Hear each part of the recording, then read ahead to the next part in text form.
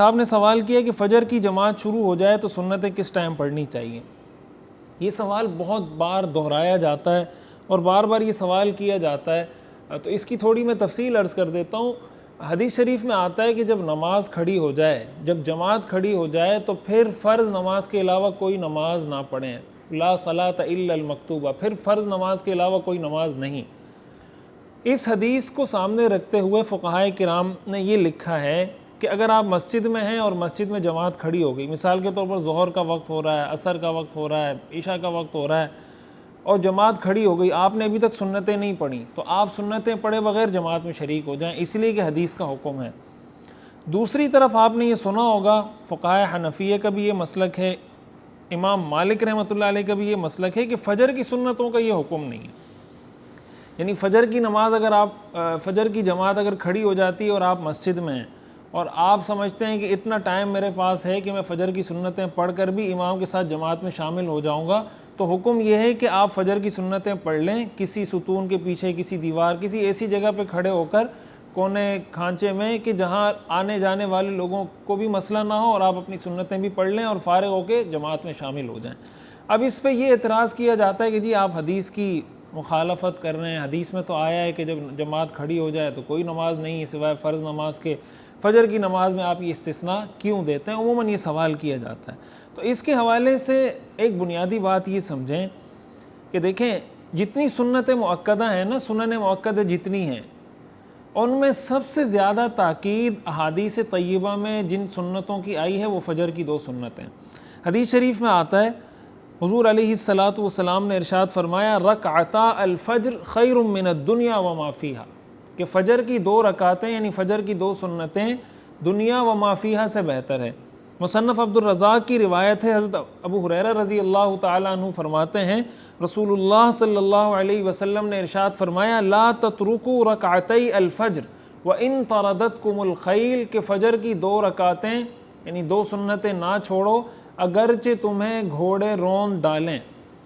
اب اس حدیث کو اگر آپ سامنے رکھیں تو اس سے پتہ چلتا ہے کہ یہ جو 2 سنتیں یہ کچھ ایکسٹرا آرڈینری امپورٹنس شریعت میں رکھتی ہیں، شرعی نقطہ نظر سے ان سنتوں کی اہمیت بہت زیادہ ہے۔ اچھا، پھر یہ کہا جا سکتا ہے کہ بھائی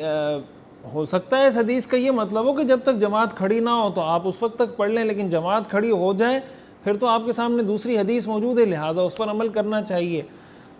تو اس سلسلے میں عرض یہ ہے کہ خود صحابہ کرام رضوان اللہ علیہم اجمعین سے یہ عمل ثابت ہے۔ حضرت عبداللہ ابن عمر، حضرت عبداللہ ابن مسعود، حضرت عبداللہ ابن عباس رضی اللہ تعالی عنہم، ان سب سے یہ عمل ثابت ہے۔ حضرت عبداللہ ابن مسعود رضی اللہ تعالی عنہ کے بارے میں آتا ہے، مصنف عبد الرزاق کی روایت ہے، فرماتے ہیں، ابو موسیٰ قال جاءنا ابن مسعود والامام یصلی الفجر فصلی رکعتین الی ساریۃ وَلَمْ يَكُنْ صَلَّى رَكْعَتَيْ الْفَجْرِ۔ وہ فرماتے ہیں کہ حضرت عبداللہ ابن مسعود مسجد تشریف لائے، امام نماز پڑھا رہا تھا، آپ ایک ستون کے پیچھے کھڑے ہو کر آپ نے 2 رکعتیں پڑھ لیں۔ اسی طرح ایک روایت میں آتا ہے عبداللہ ابن عمر رضی اللہ تعالیٰ عنہ کے بارے میں، امام مسروق جو مشہور تابعی ہیں ان کے بارے میں یہ آتا ہے۔ اسی کے ساتھ ساتھ حضرت حسن رضی اللہ تعالی عنہ فرماتے ہیں، اذا دخلت المسجد والامام فی الصلاة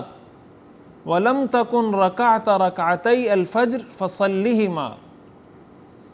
مصنف عبد الرزاق کی یہ روایت ہے کہ جب تم مسجد میں داخل ہو اور امام نماز پڑھا رہا ہو اور تم نے فجر کی 2 سنتیں نہ پڑھی ہوں تو یہ 2 سنتیں پڑھ لیں۔ تو اصل بات یہ ہے کہ فقہائے حنفیہ اور فقہائے مالکیہ ان دونوں طرح کی احادیث کو جمع کر رہے ہیں۔ دیکھیں، جماعت کی نماز کی اہمیت بہت زیادہ ہے، وہ بھی احادیث سے ثابت ہے، فجر کی سنتوں کی تاکید بھی احادیث سے ثابت ہے، پھر صحابہ کرام کے اپنے عمل سے بھی ثابت ہے، حضور صلی اللہ علیہ وسلم کے اپنے عمل سے بھی ثابت ہے۔ اب کیا یہ جاتا ہے کہ جہاں تک 2 حدیثوں کو جمع کرنا ممکن ہو تو کوشش کی جاتی ہے کہ دونوں طرح کی حدیثوں پر عمل ہو جائے۔ اب یہ جو مسئلہ بتایا جاتا ہے کہ بھائی اگر آپ کو لگتا ہے کہ آپ جماعت میں شریک ہو جائیں گے سنتیں پڑھنے کے بعد بھی، تو سنتیں پڑھ کے شریک ہو جائیں، اس کا کیا مطلب ہوا کہ آپ کو جب جماعت کھڑی ہوئی تو آپ کو جماعت بھی مل گئی اور جو سنتوں کی فضیلت تھی وہ بھی آپ کو مل گئی، دونوں جمع ہو گئی۔ ہاں، اگر آپ کو لگتا ہے کہ میری جماعت چھوٹ جائے گی تو جماعت کی فضیلت ان سنتوں کے مقابلے میں اگر تعارض آ جائے، ٹکراؤ آ جائے، تو پھر یہی کہا جائے گا کہ بھئی آپ جماعت والے عمل کو ترجیح دے دیں، اس عمل کو آپ چھوڑ دیں۔ تو کوشش حتی الامکان یہ کی گئی کہ دونوں طرح کی احادیث کو، صحابہ کرام کا عمل اس بات کی وضاحت کرتا ہے، اس بات پر دلالت کرتا ہے کہ اس حدیث کا جو مطلب تھا وہ یہی تھا جو صحابہ کرام نے اپنے عمل سے امت کو سکھایا ہے، اس لیے فجر کی سنتوں کے بارے میں یہ بات کی جاتی ہے۔ امید ہے جو مسئلہ ہے، جو اس کی تفصیل ہے، وہ آپ کے سامنے واضح ہو گئی ہوگی۔